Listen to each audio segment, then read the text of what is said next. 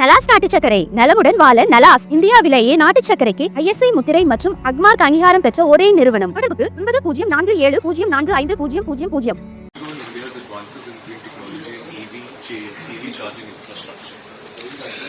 No, India has made great strides, is making great strides and has made great strides, and also from the government's point of view they're pushing for it as well.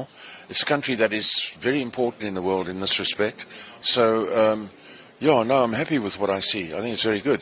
And not only that, it has to improve, it has to get better, because the demand and for this is going to, for charging and for storing of electricity and so on, is going to grow tenfold over the next 5 years, if at least tenfold.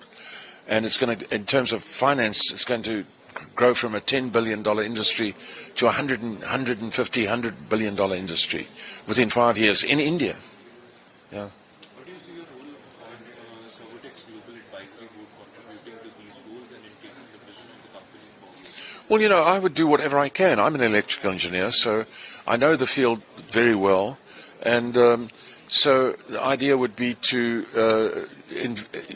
offer them what knowledge I have, what I can do, what I know of the world and how to go about expanding. The idea is Servotek's hoping to expand to at least 40 countries. So, you can expect great things. It's a great team. What opportunities do you see in India's renewable energy sector, potential between India and global companies? Sorry, could you say that again? What opportunities do you see in India's renewable energy sector, its potential between India and global companies? Well, India is a major player. India is already involved globally on many levels. India is already involved on a global level on many levels. So it's not as though India is starting to become involved in anything. India is already a major player. I mean, it's the fourth largest GDP in the world. I mean, obviously, India is a serious contender for many things.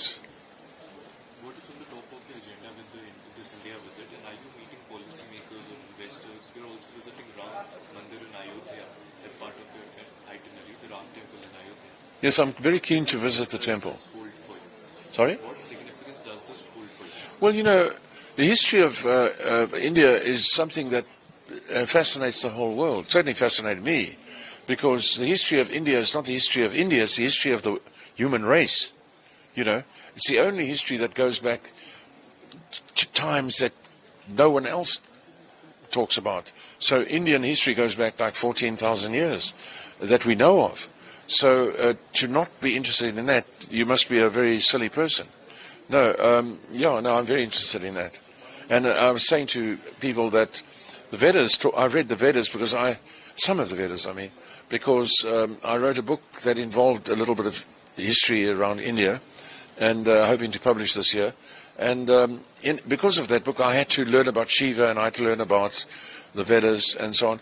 And the Vedas talk about flying machines that existed, and they even have drawings of flying machines that existed before 15,000 years ago. And even Ram is reported to have been flown from where he is to where he came from in a flying machine. Last question to you. How do you view Elon Musk's interest in India in regards to Tesla and Starlink? How do I view? How do you view your son Elon Musk's interest in India on Tesla and Starlink? Well, yes, it's a major market for Tesla and Starlink. Obviously, a major market. Starlink's intention is to provide Wi-Fi to people in the rural areas.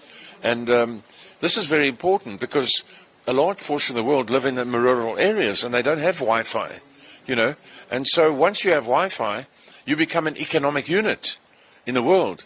You add and you contribute to the world. And we've got many people who are living outside the scope of Wi-Fi. It's not good.